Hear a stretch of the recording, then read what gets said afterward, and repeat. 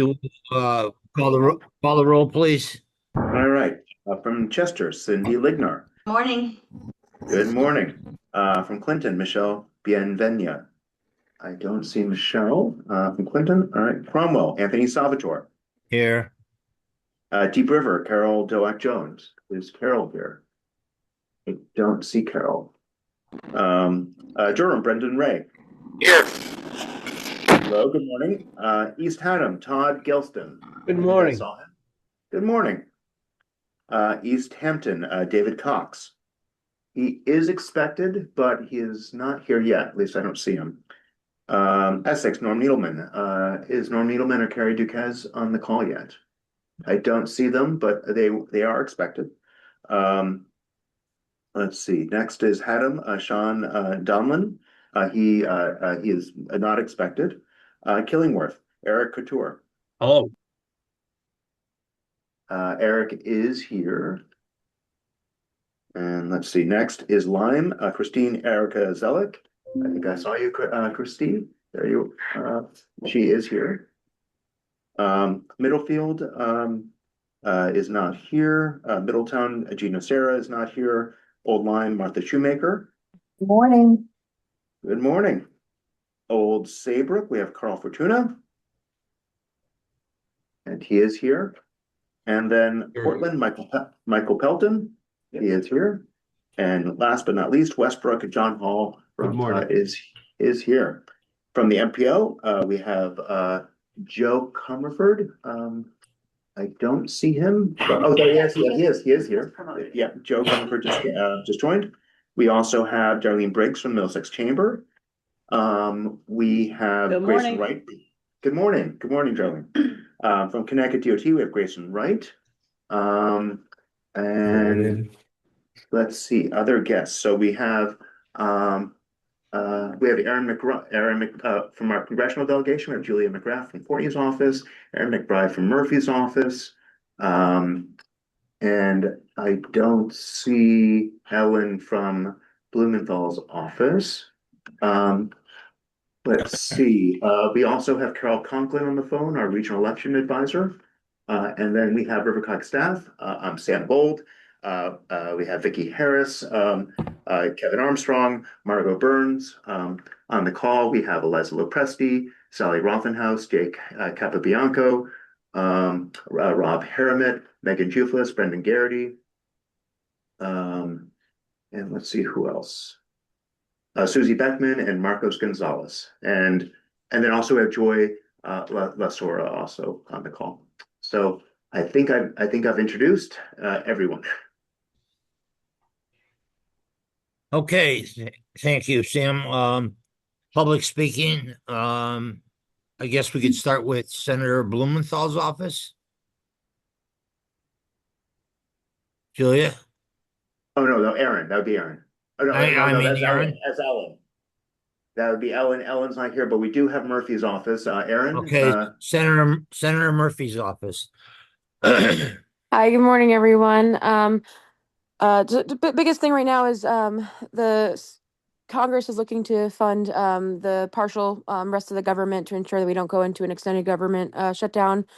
Julia will definitely explain that better. Julia's just very good at explaining those things. It's very little bit boggy down sometimes. So I know that the Senate at least is really pushing to try and get DHS separate outside of the other six appropriations bills. But other than that, I just wanted to flag. I sent out an email to all the COGs and the municipalists, at least in the second congressional district yesterday, about the build grant. The deadline for that is February 24th. If you have any questions, I listed on the email I sent out a good contact info. And then if you want federal letters of support, you're more than welcome to reach out. But I also know that some towns have been looking to stray away from that, just given some of the stuff at the executive branch right now. So, but if you have any questions, as always, please feel free to reach out to us. you. Julia? Thank you. Good morning. Jumping off of what Erin said about funding, so like she said, the House is not in session right now because we did pass the financial services and general government, national security, defense, labor, HHS, and THUD measures last week. Right now, it seems to be stalled out in the Senate unless, there's some advocating for breaking up the bills out of a package. That would require the House to come back to DC to reconcile differences. We're prepared to do so. We've kind of been waiting and seeing. We're ready to go if we need to. We have not received word to come back yet. That does concern us. Shocker about the potential of another shutdown. I feel like that's kind of a monthly update at this point. But if uh, the Senate is not able to pass either a broken up version of this package or the package in question, then on January 31st, we are going to see the agencies, including, these are the ones I found relevant to you guys: Health and Human Services, Education, DOT, HUD, CISA, FEMA, IRS, and TSA will shut down.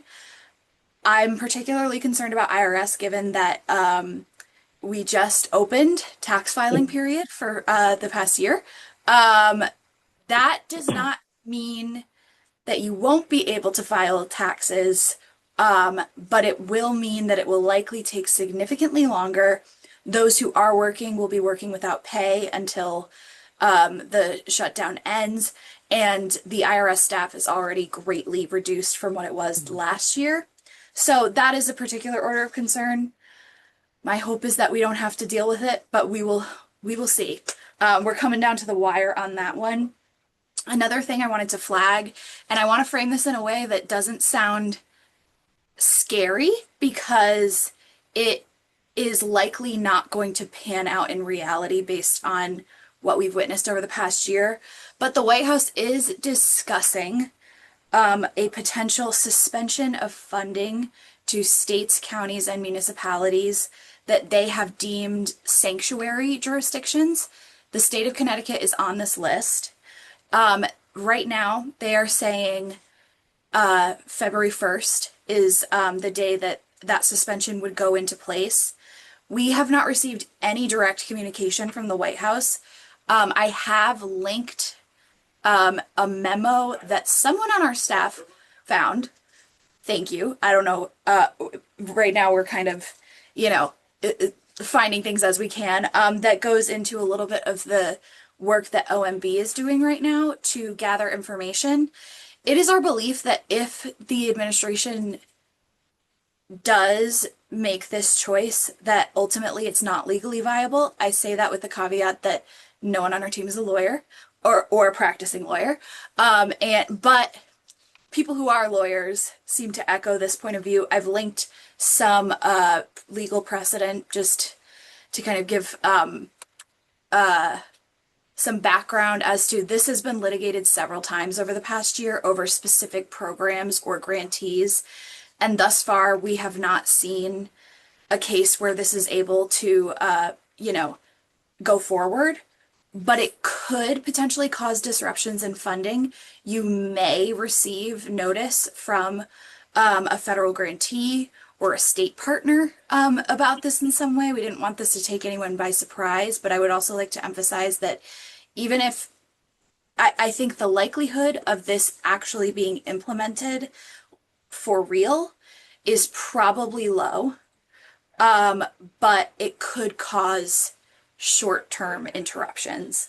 But that is something we're trying to track the best we can based on the information that we have.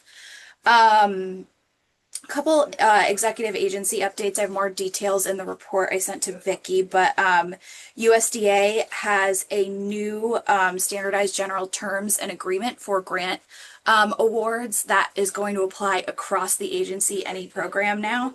So that actually could be helpful just in terms of, standardizing expectations for what you will need. You'll still have to comply with any extra terms in the notice of funding or the grant agreement, but good to know. FEMA has released some toolkits for municipalities as we continue to have a lot of winter weather. CMS has awarded the second half of the Rural Health Transformation Program funding. Connecticut in fiscal year 26 will be receiving $154 million. Connecticut's priorities initially, they are working, I believe, for either tomorrow or Saturday is their deadline to resubmit their finalized plan, but their initial priorities are to benefit the health of residents living in the state's rural areas, focusing on intervention with long-term benefits. This can be accomplished via demonstration periods consistent with federal requirements, and they're looking at long-term scalability and financial sustainability. We'll probably hear more about that in the near future. RiverCOG does have areas deemed federally rural by Health and Human Services, so this region will likely benefit once we continue to know more about that. And then the last thing I want to flag verbally for you guys, there's a little bit more in the report, is last month I mentioned a revised notice of funding for the Continuum of Care program that had some significant implementation implications. That notice of funding has been revised, and the original fiscal year 24-25 that was in place has been reinstated. That could again change based on potential forthcoming legal proceedings, but that is where we stand today. I think that is it. Thanks, Julia. Any questions for Julia? Yeah, I have a question for Julia and possibly for Aaron. Yesterday at the Council of Small Towns town hall, Attorney General Tong announced that money for FEMA grants has been the injunction for that is over, and the judge sort of allowed the money to go to Connecticut. I asked a question about BRIC funding that is paying for our update to our natural disaster plans for our region, and Attorney General Tong thought that money would be flowing again. But then I think he backtracked possibly a little bit, saying, "Oh, please check in my office." I was wondering, Julia, if you or Aaron, have you heard anything about the BRIC funding for natural hazard mitigation grants? We think we got in under the line because the Demis had actually paid us one of our first bills, and so the money was being drawn down before there was any direction. But then I think the money got held up with that injunction by the judge. For sure.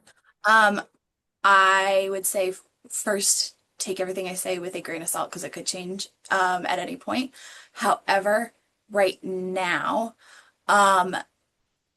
BRIC, I believe, is a separate lawsuit from the FEMA emergency management program. That one has been permanently enjoined, so the FEMA must release those funds to the states. They were asking for certain data to be shared that the plaintiff states were not comfortable with, and the judge ruled that FEMA must release those funds whether that data is shared or not. BRIC, I am fairly certain, is still it's a preliminary injunction.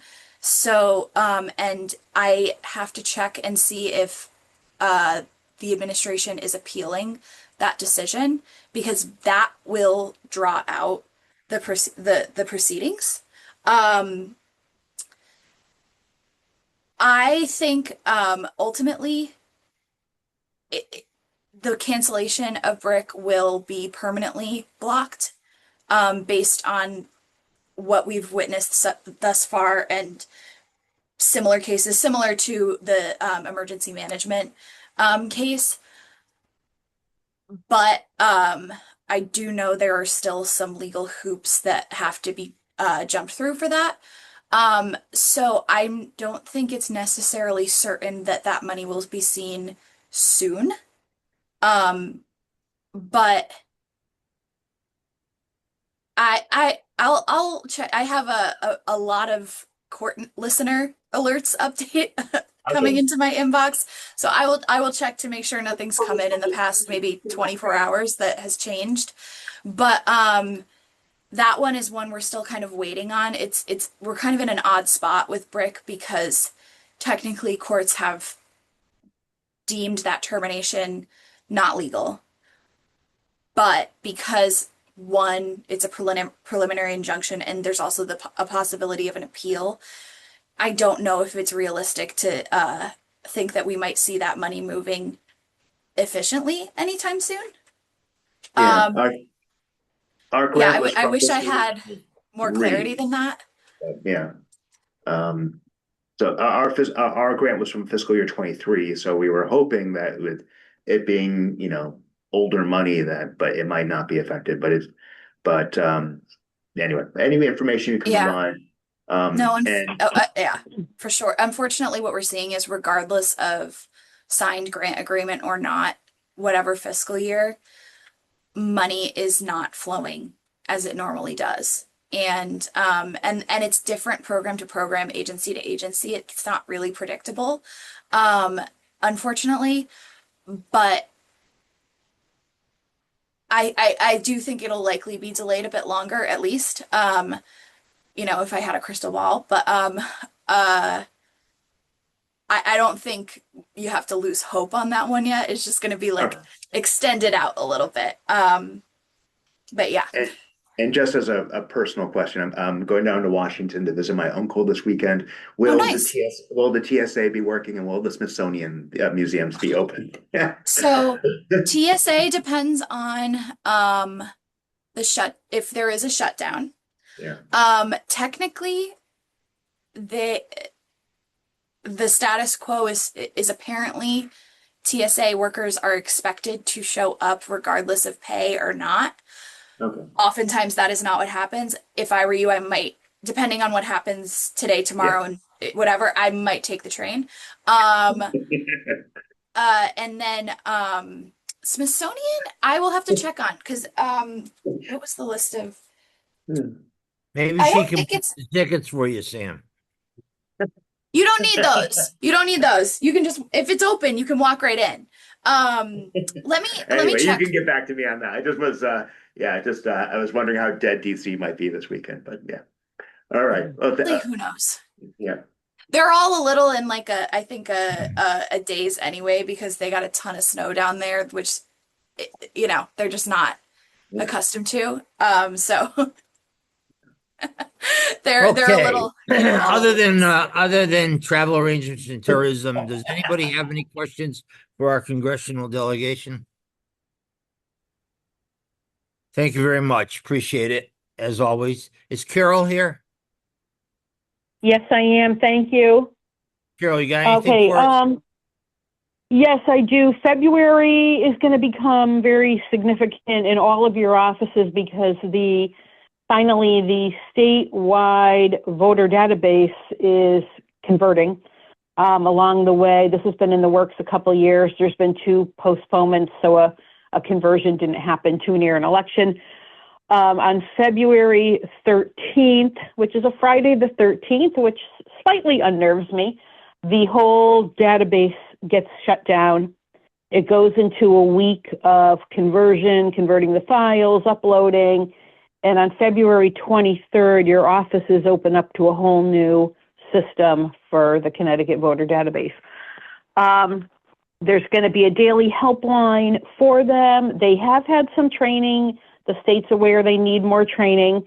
And safely, I can tell you if your registrars are paid hourly, there's going to be quite a few conversion tasks over February, March that are going to require more hours than they probably put in. So they're going to be getting different checklists of what needs to be done prior to the conversion, during, and after the conversion. The state actually has hired 2 new techie people at the state. It was lean and mean up there, but they need them on board now to help all these towns. And so that's sort of the good news there. So be prepared for that, and we will be checking in on them. We will be finding out when there's more help available to them. The other thing, and their old database, the database being shut down temporarily that week, does come back up in a view-only mode. They can't access it. They can't make changes in it. But if they have to look up information and they're having trouble with the new system, they will have that at their disposal in view only. The other thing going on is the legislative session. Everything that went before the last session that died in the last week, and a lot of it had support, shorter early voting hours, various uses of early voting, the machines making their job easier, shorter. It all died in the last week. They haven't changed it. It's all going back before the legislature, hopefully as a priority, because it all had support. It wasn't a lack of support. So that was announced on a recent call. So anytime you get the chance to plug for that voting, those bills that came before, is important, to keep emphasizing that for the early voting. And as usual, if there's any questions, and as your February offices go into transition, please email me. Thanks, Carol. Any questions for Carol? Is that a question? Okay, moving on. MPO, Rob, Thank you. first thing up is approval of the minutes from December Actually, 10th. Mr. Chair, we did want to, we have the audit update as number 2, and then also we want to move the Regional Waste Authority update to the top of the agenda if possible. So do you want to do the audit here, or do you want to do it down in the COG? We can do either. We can do it down at the COG. That's actually fine. But yeah, if we can move, it would be item 4E up to ahead of MPO business. That would be appreciated because Marcos and Janice have to leave for another meeting. Okay, can I get a motion, move 4E up to the top of the agenda? I moved. Second, Second. all in favor? Aye. Aye. All right, we'll move 4E up to the top, and Marcos, go ahead, please. Thank you. Good morning. My name is Marcos Gonzalez. I'm one of the planners here at RiverCOG. I'm working with Janice on the RWA grant project. I'm going to propose a suggested motion and then give you some background and then open it up for discussion if that's okay. So the suggested motion would be to authorize the executive director to expand the budget and scope of the existing contract with RS, who is our consultant for the RWA project, not to exceed $70,000. So some background to that is that as a new source of funding was authorized by the state for either stormwater projects or for waste projects, and we need to spend that money by the end of the fiscal year. And so we have recommended that we use that funding to support additional work for the RWA project. So I'll kind of go through the memo of what the funding would buy from the consultant. So we'll say task 5, it's an additional line item. We'll call it data reconciliation for $7,156. And some background on that is the baseline assessment, which is like the existing conditions report that we completed back in November. They use the latest data from the state, from DEEP, and there's a new data set that DEEP is releasing this month, or February. And so we'd like to update the existing conditions report with the latest data so that everybody's working from the same data set and has the most current information when we go through the next phases of the project. And so working with the same consultant, they would just update the existing conditions report with the latest data, and they would be able to have that done by the end of the fiscal year. And then for an additional, another task, for task 6, additional time for site visits and workshops. So as many of you know, we're scheduled to have a series of in-person site visits at a few of the transfer stations throughout the region. At the same week, we're going to have a series of workshops. We're kind of planning for the week of March 9th for that to happen. And so we're asking for additional funding to increase the number of days that the consultant team would be on the ground from 2 days up to 3 days. Additionally, we are asking for funding for 5 more one-on-one municipal interviews after the site visits. So this will be in um, March, April timeframe, and these would help address any data gaps, clarify assumptions, and resolve any questions, and give you an opportunity to speak to the consultant and kind of talk about the data. Um, we would have carve out additional time to work on the municipal profiles. We'd also have 2 more virtual workshops. Um, and then since we're extending the project horizon out to June 30th at the end of the fiscal year, uh, the additional funding would support the the consultant to manage the project and to complete all the deliverables by the deadline. And that line item is $60,585. So the remainder of the money would be used for RiverCOG staff time. So again, the requesting for the suggested motion is to authorize the executive director to extend the budget and scope of the existing contract with RS not to exceed 70,000. I'll take a motion. Mr. Chairman, I'll move to authorize the executive director to expand the budget and the scope for the existing contract with RRS not to exceed 70,000, noting that deliverables are by June 30, 2026, otherwise in conformance with the memo. Do I have a I'll second? second. Second. Discussion. Anyone? Okay, seeing none. All in favor? Aye. Aye. Opposed? Motion carries. Thanks, Marcos. Thank you. Okay, going back up, back to MPO, take a motion on April, April, I wish. December 10th, 2025, minutes. So moved. Can I have a motion? Motion, second? Second. Second. Any, corrections? Seeing none, all in favor? Aye. All right. Opposed? Thank you. Motion carries.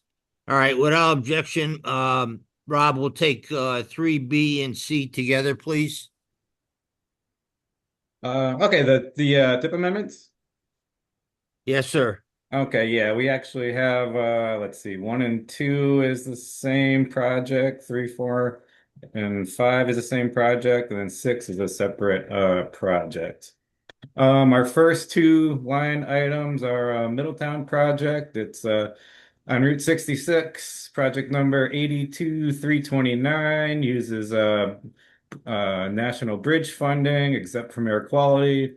It's basically NHS bridge improvements on Bridge 524 over Providence and Worcester Railroad, Route 9 to Connecticut River.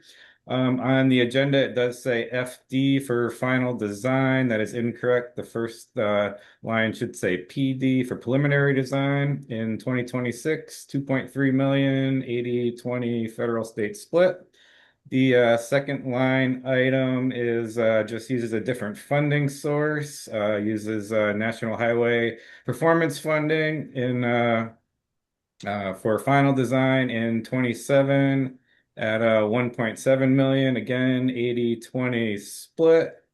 There wasn't a whole lot of information. I mean, this is the Aragoni Bridge. There wasn't a lot of information that went out with the project other than the bridge was recently inspected, it's found to be in poor condition. So this is to basically address deficiencies, to keep the bridge in a state of good repair.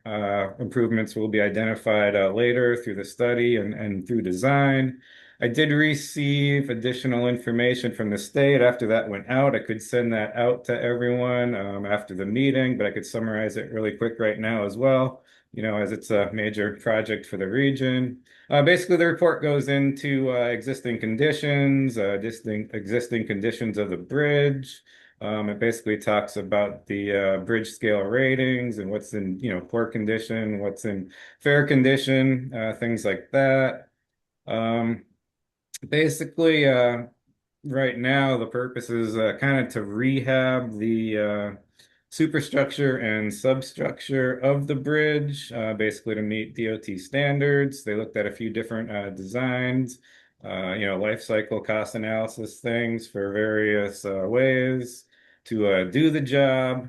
But I mean, like I said, I can send this out. There will be a lot of permitting required, NEPA, SEPA, National Diversity Database, title and Coast Guard permits, things like that. There isn't really anticipated to be any right of way. There are utilities on the bridge, electric, phone, cable, fiber, things like that. There also have to be coordination with the railroad. Under transportation, there's the new ICE initiative from the state, which is intersection control evaluation. That's something that's going to be coming down the line for lot zip projects and pretty much any projects as well. So that's where we stand. I do not know if the state has reached out to Mike in Portland. I do know they have been talking to Gene in Middletown. Gene had initially was hoping to have some decorative lighting on the bridge for the 250th anniversary celebration, but since there's really not time to do that, that will be looked at and probably incorporated into this project. There currently is not a construction phase listed. This is only to begin design, as construction's probably going to be, in the 100 million range, and due to financial constraint, money will have to be probably moved around to look at that, but that's quite a few years off. Anyway, at this point, so that is the first two. I don't know if there's additional questions. Okay. And you need a motion on that to approve those two? Yes. Can I get a motion, please? Motion, second. Second. Any further discussion? Okay, all in favor of approval as outlined by Rob, 3, B, and C, say aye. Aye. Aye. Opposed? Motion carries. All right, without objection, we'll take 3, D, E, and F. Rob, go ahead. Sure, yeah. The next line items are something you've seen before. This is District 2, various locations, project number 172,560. Uses STPA funds, again, except from air quality modeling. This is to replace traffic control signals at various locations in District 2. Preliminary design phase in 2026 for 2 million, 100% federal. Final design phase in 2027 for 703,000, again 100% federal, and a right-of-way phase in 2027, 140,000, again 100% federal. In the notes that went out with the agenda, it did list the signals that are being replaced, basically just to meet current standards in District 2. Some are computerized, some are not. There are, in our region, let's see here, 4 in Old Saybrook, all on Route 1. It's Route 1 at Donnelly Road, Route 1 at Ingram Hill and Old Post Road, Route 1 at Route 154, and Route 1 at Schoolhouse Lane and Old Post Road, as well as another Route 1 project in Westbrook for Route 1 at Salt Island and Trolley Road. Other District 2 jobs are in Brooklyn, Groton, Killingly. So that's that project. I don't know if there's any questions on that. Questions? Take a motion to approve. So move. Second. Again, any further discussion? Seeing none, all in favor? Aye.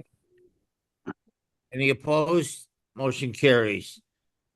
Rob, 3G, please. Yep, the final one is it's like rural for various bus, project number 499 2024 RL. This is 5310 funding, again exempt from air quality modeling. The 5310 program is for enhanced mobility of seniors and individuals with disabilities. This is rural FY24 money. Other phase 2026, $794,000. What this project is doing is just taking the FY24 5310 rural money out of the expired tip and moving it into the current tip. So the money, the FY24 money can start being used to process the FY 24 5310 grants. For those of you who aren't familiar with 5310, it's formula funding for transportation needs for older adults and people with disabilities, basically beyond the service that's currently provided or insufficient service. It's broken down into large urban, small urban, and rural funding categories. It can be used for traditional or non-traditional projects. Traditional projects are typically basically minibuses that are lift equipped that senior centers apply for.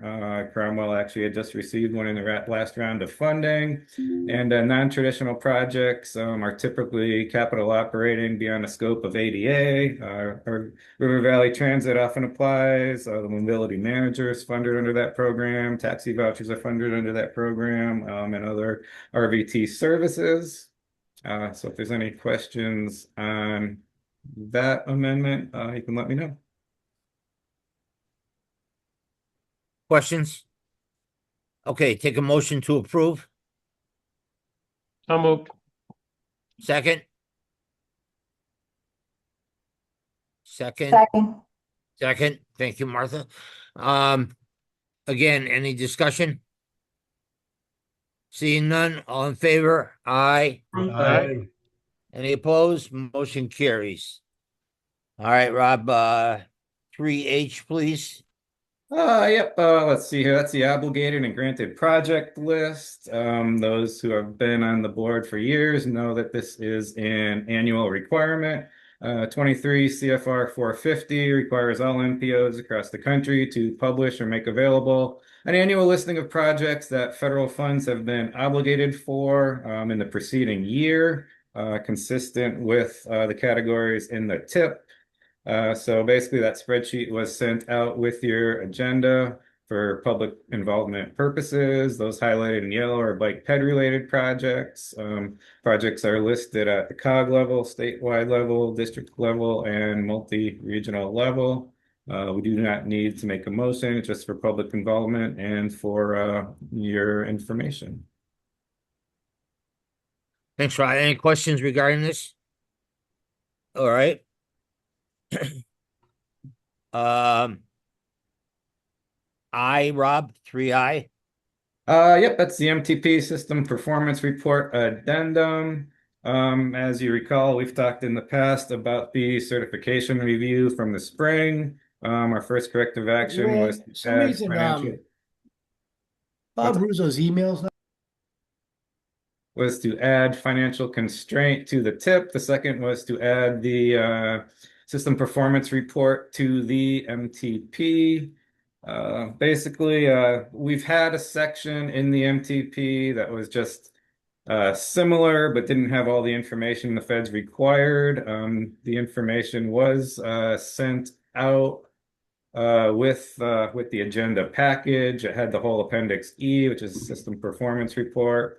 It talks about highway safety and basically all the performance targets that the MPO board approves, such as the safety performance targets annually, as well as the targets that are every 2 years and every 4 years.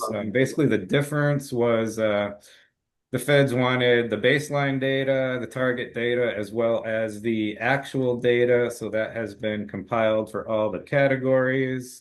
It was all in the report if you've had a chance to take a look. So it's safety, pavement and bridge conditions, system reliability, freight movement, congestion, air quality, the transit access management plans are in there.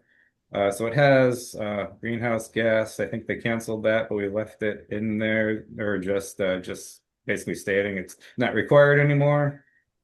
So we'll add that as an appendix addendum to the 23 MTP and then incorporate it into the 27 update as a regular section of the report. All right, what do you need? Just a motion to approve the performance report? Yes, there was a resolution that went out as well, and that will be included in the current MTP. Can I get a approval on the resolution? Motion to approve the Motion, please. resolution. Second, I'll second. second. Any further discussion? Seeing none, all in favor? Aye. Aye. Any opposed? Motion carries. Rob, any other transportation issues? Yep, we have a few things. I will just go back to the last one for 1 second. That does mean the certification report is complete and will be reviewed again in May of 2029. So we're done with everything from that, and we are officially endorsed as certified as an MPO. The other couple items for SS4A, we were going to invite the consultant in to this meeting for their presentation to adopt the plan and the Vision Zero policy, but because it was moved, we pushed that up until November. So that will occur next month.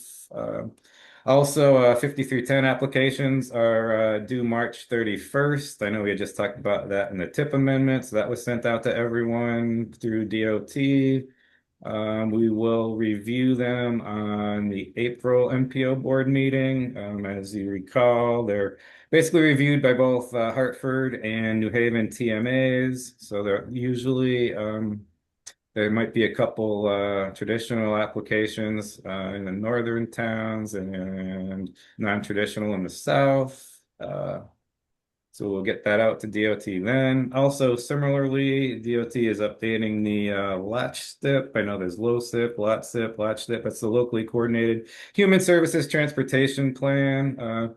Items that are being applied for under 5310 should be identified in a gap in the latch SIP plan. Typically, they do look at that, not in great detail, but it's never been a problem in the past. But DOT is updating the plan and is currently looking for public input. I believe they have a website. Some information may have been sent out. If not, I can send that out to everybody as well.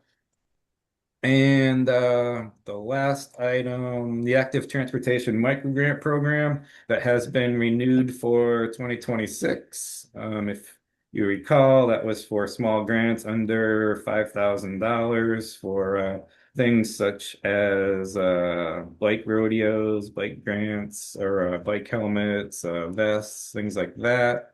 DOT was updating the guidance and application that should be posted by now, but I know they're having issues with their website, so I'm not sure if it is. Those applications are submitted to DOT quarterly at the end of each quarter, so it'll be the end of March, end of June, end of September, and end of December. If any towns do have applications, try to get them to me a week or two before the end of the quarter so we can review them and make sure they're eligible before being sent out to DOT. So that's about all I have under other at this point. I don't know if there's any questions on any of those items. Questions? Okay, thank you, Rob. Good job. Thank you. Moving on, transit update, Brendan. Absolutely. So I can go over some of our quick updates. So one of them is our bus stop project. I've been reaching out to a lot of everybody here, so I appreciate everyone giving me time and working with me on the bus stop project. I've heard from many folks and I think we're all set in some areas and still working through other towns. And so I'm more than happy to work with anybody. Happy to hop on any calls or selected meetings. I've even done some bus stop tours, which have been fun. So however the town wants to proceed, I'm happy to work with them. And many of the towns have been working with me. Have been great. So I appreciate that. And we're hoping to wrap up the permitting process in the winter, ideally. That way we can kind of hit the ground running installation in the spring if possible. But overall, it's been going well. We've had a lot of good responses from towns. So I appreciate that. And then regarding our ridership, we've had a strong ridership year this year. It's been across the board with our fixed route bus services. We've seen both through the expansion of services we've had in 2024. Those have been doing quite well. We've been seeing lots of people using our weeknight service, our Saturday night service, and our Sunday service. But also our general services as well are also up. Also, our extra mile pilots continue to do really well. Middletown is, again, very impressive numbers. We had our highest day ever last Saturday. So it's still continuing to grow. East Hampton's also been growing lately. It's been nice to see that the last couple of months East Hampton's been picking up. Some new riders have been using it, which is great. Madison Guilford remains steady as always, just really good ridership.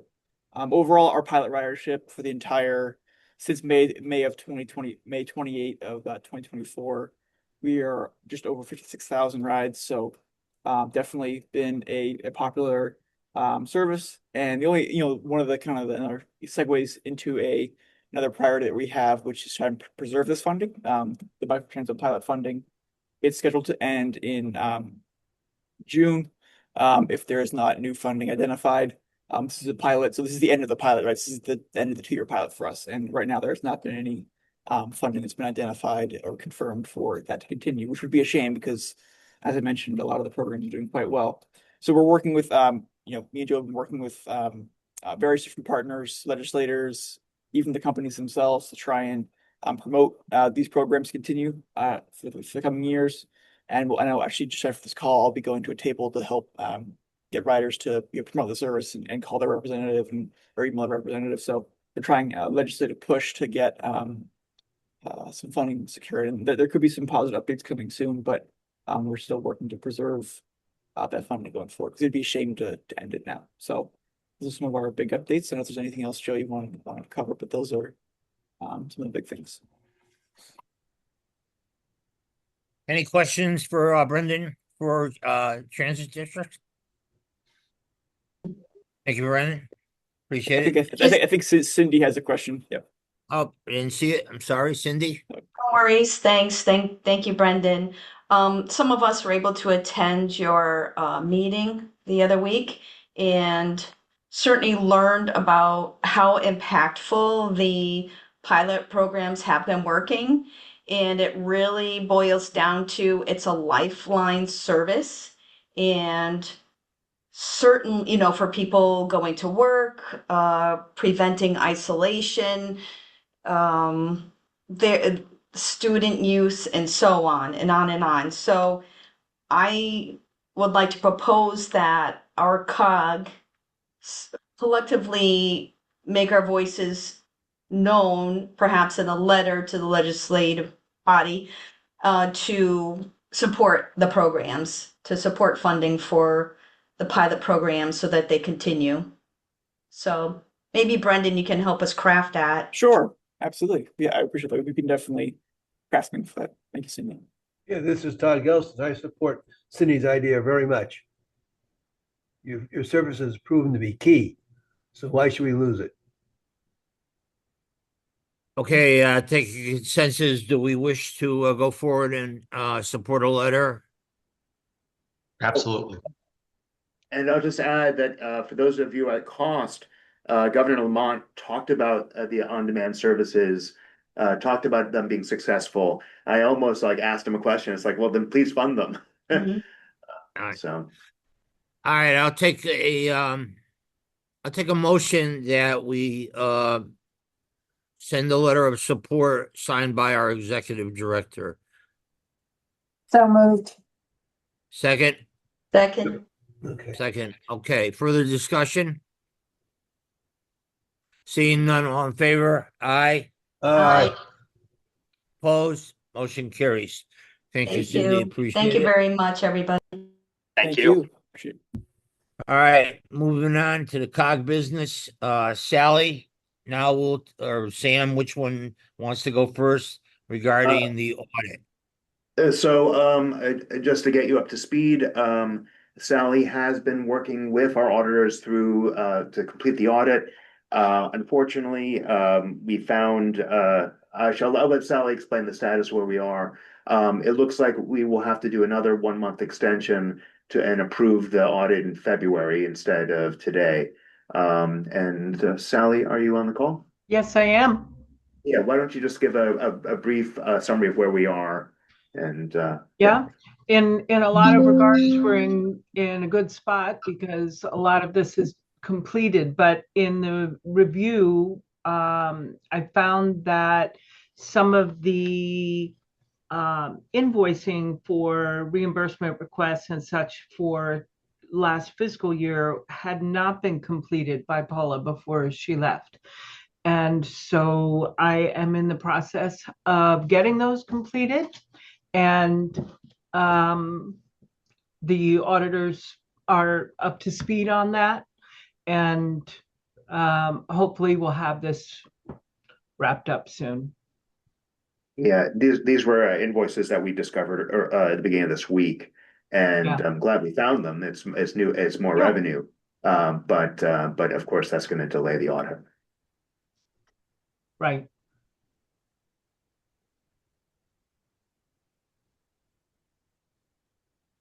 So we will we'll keep you and the executive committee informed through February, and we hope to have this approved for the February 25th meeting. Our federal audit isn't due to March, so we're okay here. The request signed by the auditor for an additional extension to the end of February will be going in today to OPM. Yes. Okay, any questions regarding that? Okay, good. Thanks, Sam is Sally, appreciate it. Moving on to B, dues, Sam.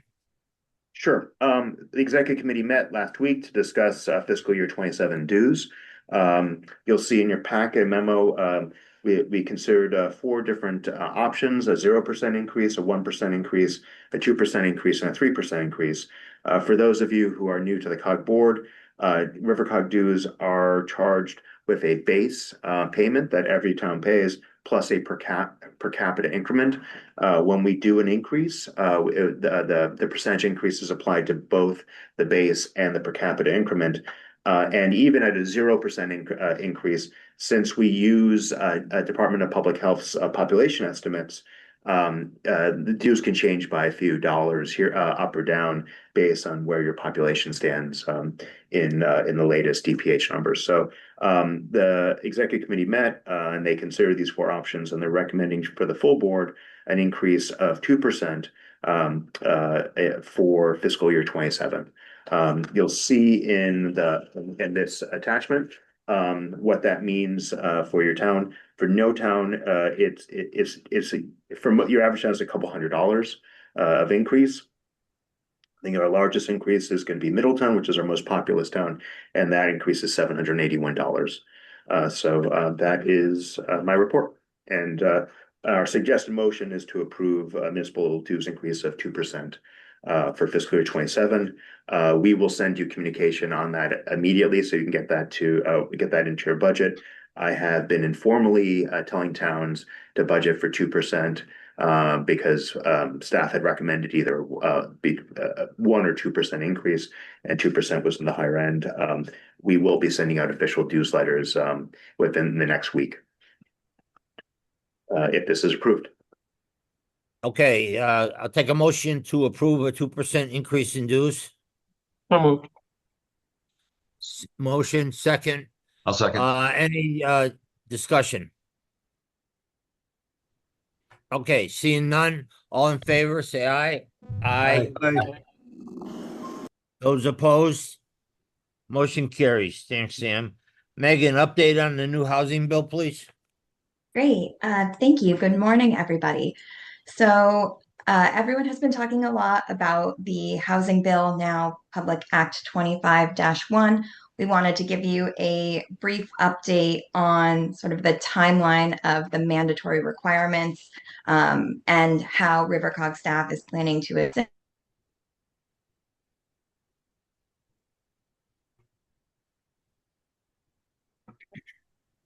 Say that again. Can anyone hear Megan? Oh, we lost you. No, we lost Megan's audio. Yeah, your microphone. No. Oh no, we can hear you now. There we go. There we go. Okay. Hopefully, I just got the pop-up that says my internet is unstable. So hopefully it hangs in there. I was You might want to saying. turn off your video to conserve bandwidth. Sure. Yeah.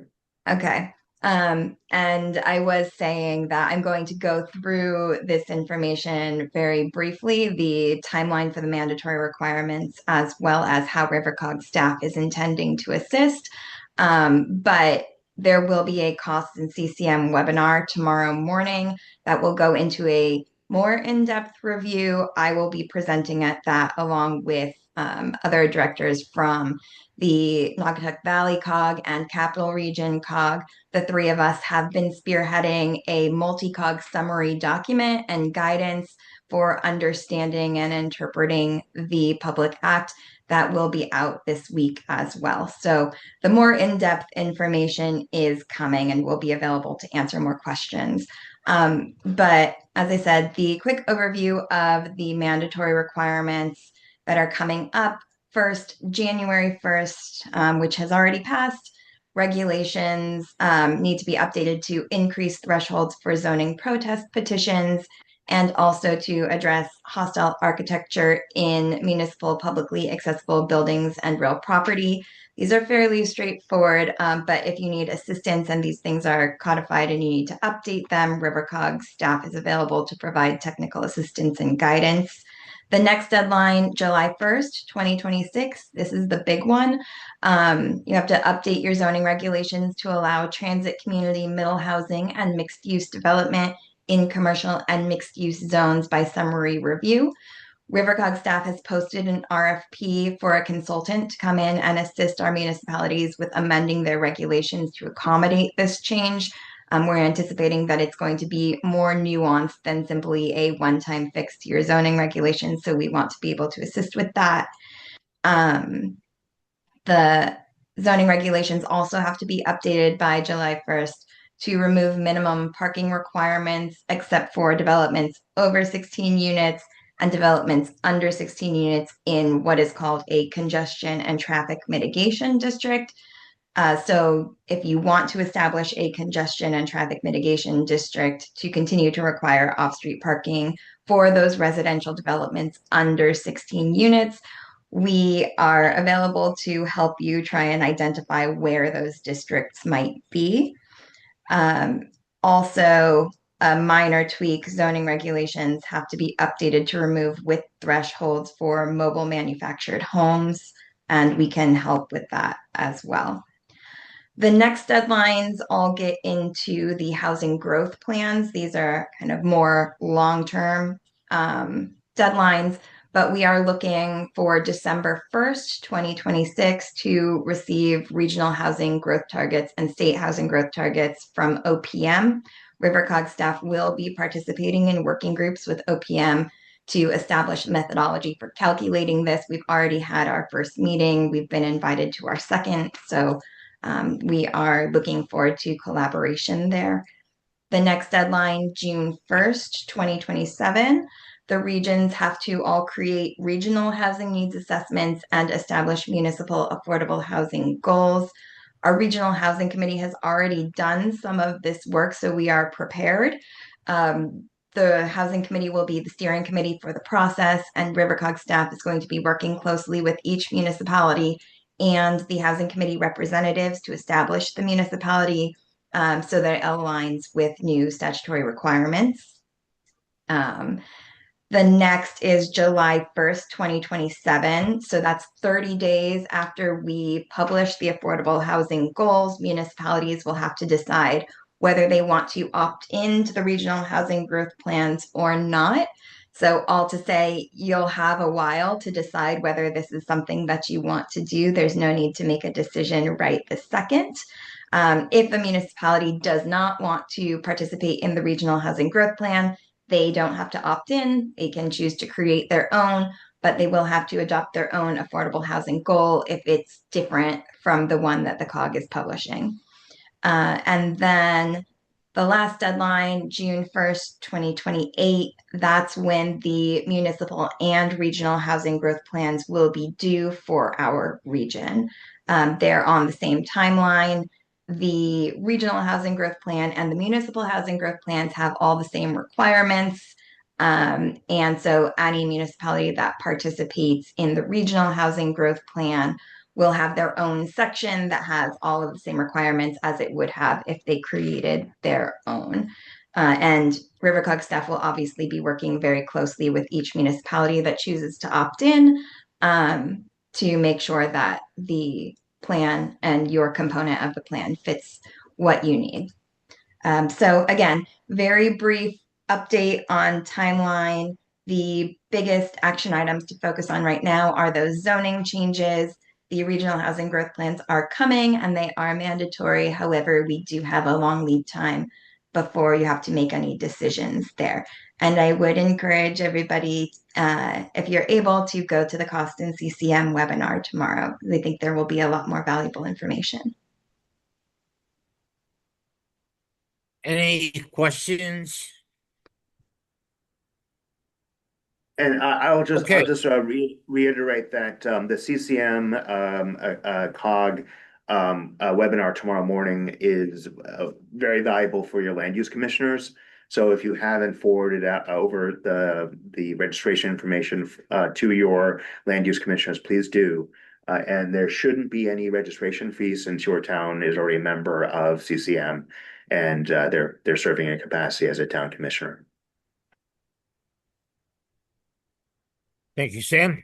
Thank you, Okay. Sam. Again, any questions? All right. Thank you. Moving on, and we'll discuss funding for housing plan and solid waste planning. Sam. Sure. I included a memo in your packet regarding the new funding that's coming to the COGS from the Public Act 25-1, the new housing law. The law gives the COGS $200,000 for housing planning and $200,000 for waste or stormwater planning activities. But since this is a supplemental funding for fiscal year 26, we only have 6 months to spend it. As you heard from Marcos earlier, we are programming the $200,000 on solid waste planning. This is going to free up other regional services grant salary dollars for us to use on other projects. It also expands that scope to allow the plan to be more up to date and to have more meetings with municipalities and more site visits. For the 200 for housing, we currently have an RFP out for a consultant to assist our towns with updating their zoning regulations to include housing in their commercial districts. This is something that needs to be updated by July 1st. And so we know we've gotten questions from at least one planning firm. So we put this out as a national search because we want to look for the best practices in this area. And that RFP closes next week. And I will be submitting our supplemental work program for these activities to OPM this week. But I wanted to brief the full COG on this before submitting anything to OPM to make sure that there was general consensus that this is the best way to proceed. I'm pretty confident that we can spend all this money by June 30th. One thing that we can take advantage of is OPM does allow us to carry 15% of our total regional services grant over if we have an executed contract for the money. So I think a combination of these new projects plus the carryover in one of these contracts will allow us to spend the full amount and not have to return any money to the state come June 30th. So if any Do of I have you a consensus to follow exactly what Sam has stated? Is there consensus? Any opposition? Yeah, and attached to this memo was also the draft work plan that will be sent to OPM probably tomorrow. But yeah, if you have any comments or any issues, please contact me either today or tomorrow morning before I send it over to OPM. Okay, at this time, it appears the consensus is to move forward unless we hear from someone who is in opposition. So we'll continue to move forward. Thanks, Sam. 4F, Susie, Economic Development Consultant budget. And while Susie is getting on, what I will say is that this project is being funded by money that would have paid salary for RiverCOG staff that work on the Regional Waste Authority project. Those salary dollars, I just have I can share the sheet. okay. So the salary that has been freed up is going to pay for the project that Sally is going to speak about, or Eliza. Which one? The on-call? Yeah. Yeah, we're up to Okay. that. Okay. Yeah.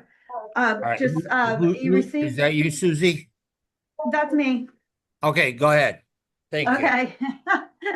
Just wanted to let you know, there was a memo that was sent to everyone. And I was going to share, but hopefully you have a copy in front of you.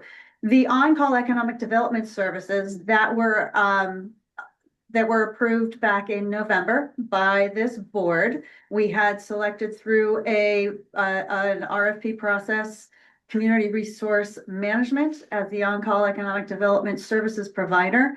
They provide an excellent value and excellent record of economic development services in South Central Connecticut. Now we have an opportunity to pay for these services with the money that Sam was talking about, and provide up to 12 hours of services paid for through these funds for each town. So the request is for 30,000, is it 30,000? 34,000? Yes.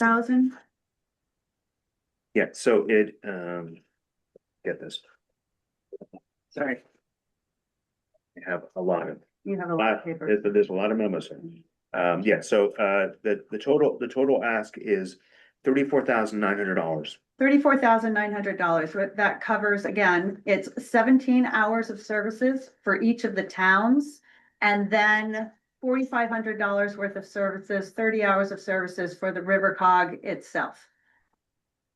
So the request is for a motion to approve spending these funds through a contract with Community Resource Management and spending $34,900 to provide these services to the towns. Can I get a motion, please? Also moved. Motion, Dave. Second? Elston seconds. Thank you. Further discussion, anyone? Okay, I don't see any, so as a result, all those in favor say aye. Aye. Any opposed? Motion carries. Thank you. Excellent, thank you. You'll get more information next week. Thank you very much. Moving on, household hazardous waste, Janice, operating budget. So Janice may be in the car, but so she may or may not be able to present on this. So I will present, and then if she has anything to add, if I miss anything, if she is able to add, she can do it by phone. She briefed me that the Household Hazardous Waste Committee met to discuss this year's program. We have three separate actions. The first is our contract with our vendor, MXI, has come to its conclusion after 6 years. We had a 5-year contract and then a 1-year additional renewal that we approved for last year. We went out to RFP and MXI was the lowest qualified bidder. And we did receive another proposal, but the way that cost was, their costs were structured, it was too expensive. It was more expensive. The first of the three suggested motions is to authorize the executive director to enter into the new contract addendum with MXI for HHW collections and disposals for 3 years with 2 1-year renewals for a total of 5 years. And since it is the same vendor, we're just going to do an amendment to our previous contract with them. Okay, do we need a motion? Yes. Can I get a motion to approve the operating budget, please? So moved, Todd Gelston. Todd, You second? want a motion I think Brendan might have seconded. Okay, we have a motion in a second. Any further discussion? All in favor? Aye. Aye. Any opposed? Motion carries. Um, you're gonna speak And to the vendor selection and yeah, contract, so Sam? so we approved that. The next component of this is the program operating budget, and the program operating budget is going to be on the fiscal year. Oh, David, did you have something to add? No, well, I mean, technically, we just handled the operating budget at Tony's request, but Oh, so talk about the contract and the increase there. oh, okay. So yeah, I thought that was the vote for the approve the contract with the vendor. Um, but and then we have the operating budget, and then we have the disposal increase. So the cost for disposal, which is what each town pays in the program based on how much waste your residents bring to one of the collections, that cost had been frozen for 6 years. And in this renewal, the disposal cost goes up 30%. Since there's an offset between the collection years, which is a calendar year, is our collection program, versus our fiscal years, it means that the three collections in the spring are going to be in fiscal year 26, and no one will have budgeted for this 30% increase. So to address that increase, staff and the HHW committee has discussed using a portion of the fund balance to essentially hold the towns harmless for those first three collections of this calendar year, because those are costs that were not budgeted for. And then to go a little further, we have suggested additional subsidies for fiscal year 27 and for 28 as a way of 2.5 year ramp up to these higher costs to give towns a chance to absorb some to be able to add this to their budgets. Currently, our fund All right, balance. Yeah, Sam, you had operating budget up first for me, so all right, did that. Oh yeah. Give me a combine on whatever we need next between 2 and 3 so that we can cover those two areas. Yeah. Okay. What do you need so the to first, push in? Yeah, so yeah, the first motion is to approve the fiscal year 27 HHW operating budget. I was not at that meeting earlier this week, but I don't know if any of them, but I think that was recommended by the HHW committee for approval by the full COG. So All right, we did the operating budget. Now you got the other two items. What do you need from the council? So Tony, just to get the items on, I will move approval of the contract addendum with MXI and authorize Sam to execute that. Yep. Including the 3-year term with the 2-year extensions, just to get it on the table, and we'll talk about it in a second. So there's that. All right. Motion to approve that. We have a motion and a second. Second, Eric. All right. Discussion. Just to be clear, everybody should be planning a little bit of an increase in fiscal 27 for their costs related to household hazardous waste. The other thing that we'll get to right after this is that the operating budget assumes that we're going to use a little bit of the cash reserves, I'll call it, a little bit of the funds that have been accumulated for the former permanent site that now don't have a real purpose other than to helping us out here.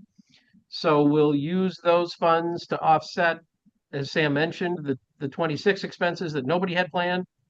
And then the 27 expenses will offset those a bit, but you should notch your number up for disposal just a bit, because while it's not an exact science, overall it's expected to go up about 30% in total. So plan for about 50 or 15% rather. Yeah. So for fiscal year 27, we would recommend budgeting for a 15% increase in disposal costs under this program. And then if we do a further subsidy in fiscal year 28, that would probably get you up to 20%, 20 something percent increase over current.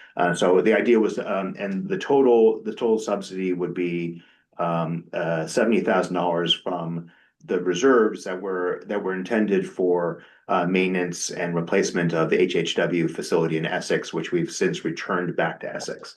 So we have this fund, we have these reserves which can be used to help subsidize that. So that would be a total subsidy of 70 grand. And what was discussed with the committee was dividing these annual subsidies up by the number of collections, and then every town would get a portion of that based on their portion of the bill. Okay. Further discussion?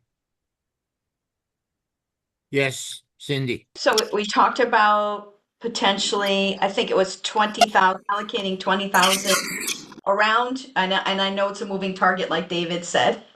So around 20,000 for this year, about 30,000 for next year, and then 20,000 for 28, correct? Somewhere around there? Yeah, correct. Yes. Correct. Mm-hmm. Just wanted All to state set? that. Thanks. Okay. Anyone else? Okay. Regarding the motion, all in favor? Aye. Aye. Opposed? Motion carries. And then I think you also need a motion to authorize the use of the subsidy as we described in the three Yeah, we fiscal did. years. Correct. So moved. So you want to make that, Dave? I did. Thank you. Mhm. A second? Yeah, Eric just made that. Second.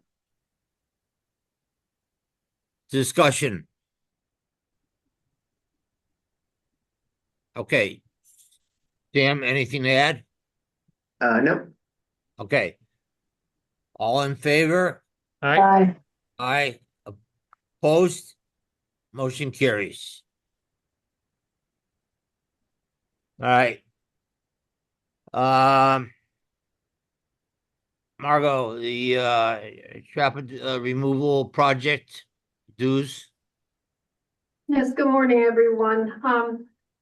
We sent a memo out concerning the fiscal year 27 Lower Connecticut River Water Chestnut Mitigation Program and an assessment of $200 per town is being requested to cover the operating expenses for the program. And just to further clarify, we've had a grant to cover those expenses, which was a 2-year grant in 2023, which we've extended for 4 seasons. And now that grant is up. And when we applied for that grant, we said that if they gave us that grant, that we would take on the program once that grant was finished. So that $200 will cover the operating expenses.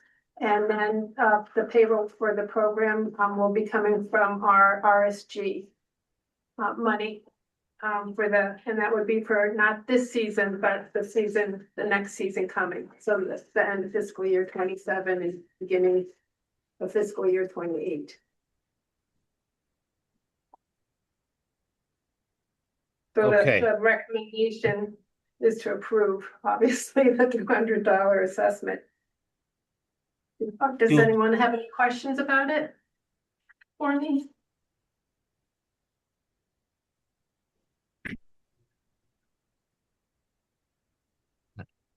Did someone have a question? Yep. Okay. Yeah, I take a motion. Okay. Sorry. Wait a minute. 200. You got a question? Yeah. 200 from each town, you're saying? Yes. Can you spell that out also in the letter to us? So I can provide it to our finance people too, so they understand? Sure, I'll forward you the memo. Yeah, great. Thank you. Okay. Yeah, if this gets approved, send it out to everything that we approve that has a financial effect for budgets, please send out as soon as possible, Sam. Okay, we will. All right. All right, we have a motion. All those in favor, say aye. Aye. Aye. Those opposed? All right, motion carries. Now the NHMP update, Margaret. Okay, let's see. I want to thank everyone of the 15 towns that participated in our town meetings of the last 2 weeks. We were able to complete all of them before the storm. And they were all very, very good meetings. And I really thank you for getting your staff to them and participating the way that you did. It really makes for a great plan. And I just really appreciate the effort that you put into that. And then the next meeting will be February 4th from 11 to 1. That's the, we had to reschedule that from yesterday. We had originally scheduled it for the COG meeting, but we had to reschedule everything. And so it's very important for you to participate in that meeting. It's going to be an in-person meeting with lunch. If you absolutely have to join by Zoom, you're obviously able to do that. And I think Vicky sent out the invite and the Outlook invite yesterday for that. And so that's the next step. And then on February 18th, we have a public meeting scheduled for Zoom, which we'll be getting notification out. And if you could send that out on your email list and put it in your newsletters and things to advertise that, that will be great. And thank you again for all your work on it. Okay, thank you. Any questions? Land trust update? All right. Let's see, the only update I have for that is that we have sent out our request for submissions for the Melvin Woody Lower Connecticut River Conservation Award. They're due February 13th. It can be anyone or any organization that has contributed to the conservation of the Lower Connecticut River region. And we can send that out, that announcement out again. It's been sent to all your land trusts. But if that could get to your conservation commission in each of your towns, that would be very helpful. At the last, the award last year went to, let's see.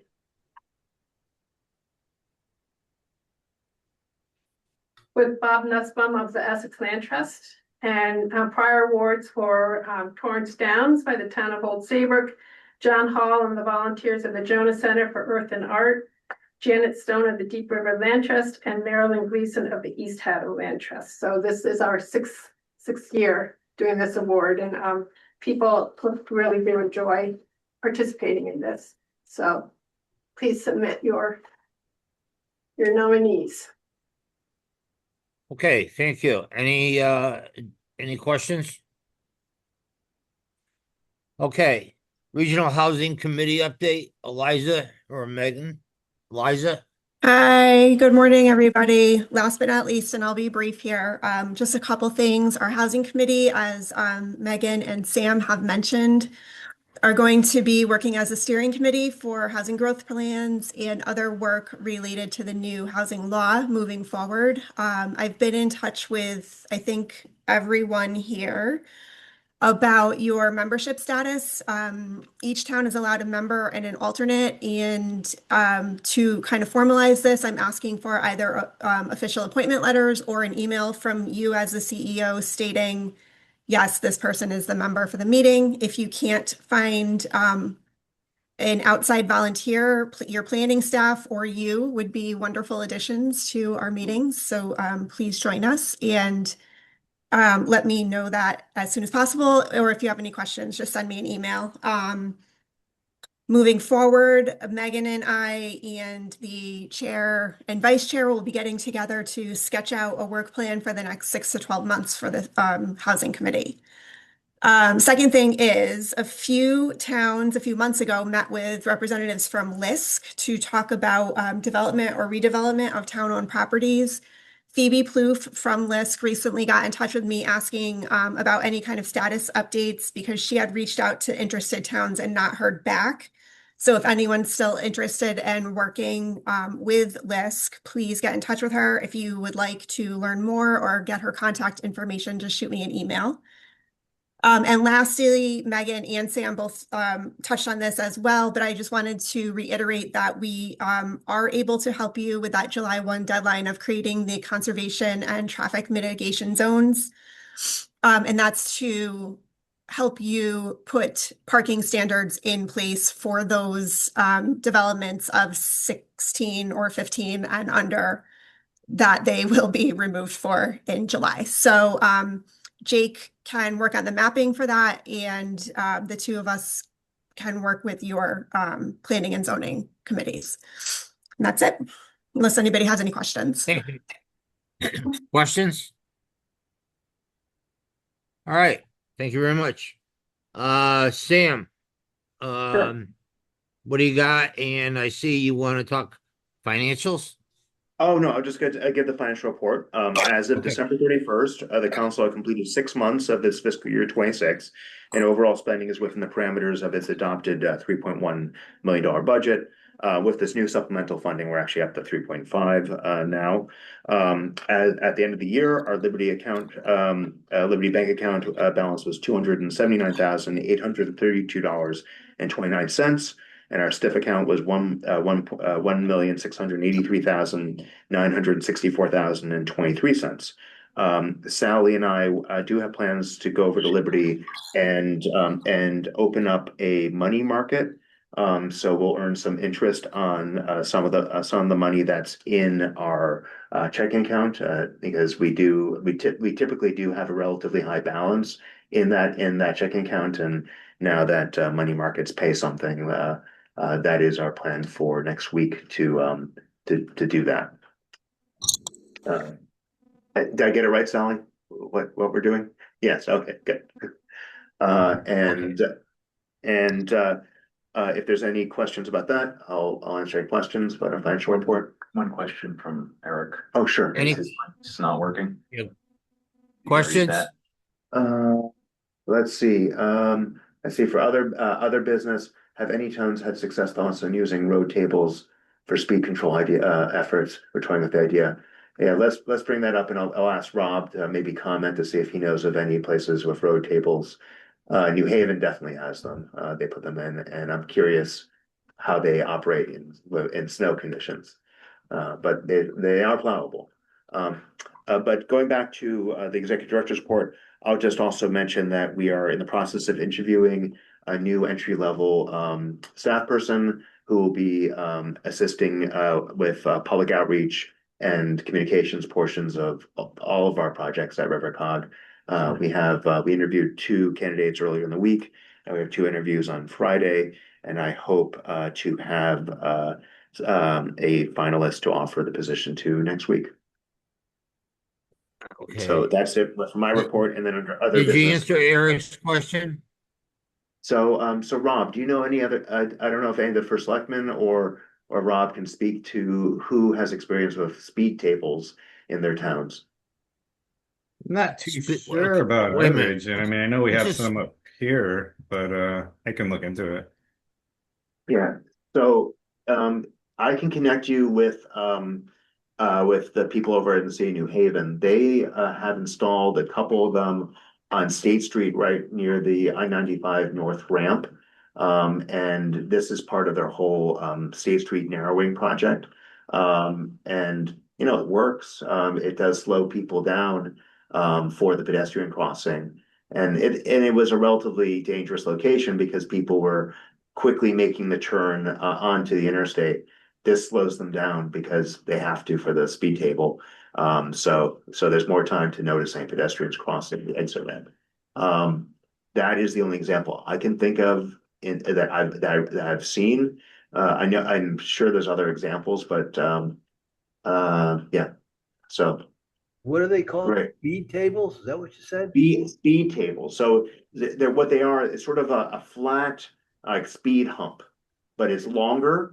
And so you can use them as an elevated crosswalk, or you can just use them as a